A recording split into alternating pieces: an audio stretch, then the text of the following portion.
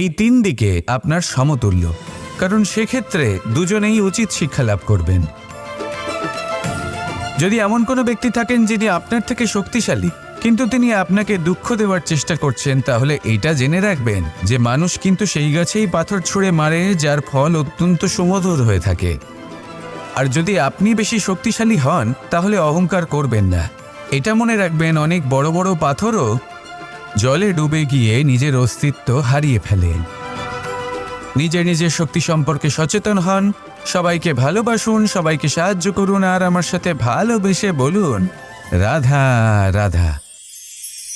মানুষ জীবনে সব সময় চিন্তা করে, ভাবতে থাকে যে তার জীবনে কতই না সমস্যা। তারপরে নিজের আশেপাশে দেখে আর ভাবে যে সবাই কত প্রসন্ন, শুধু আমার জীবনেই সমস্যা আছে।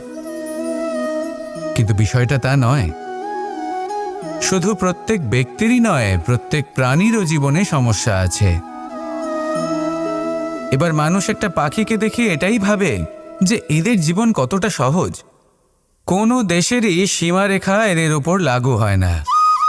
কোথায় থাকবে সেই নিয়েও কোনো ভাবনা নেই, কত শান্তির জীবন এদের। তারপর সে একটা পিঁপড়েকে দেখে আর এটা ভাবে কি অসাধারণ, এদের তো সারা জীবনই মাটির ওপরেই অতিবাহিত হয়, খাবারটাও মাটিতেই পেয়ে যায়। কি শান্তির জীবন এদের।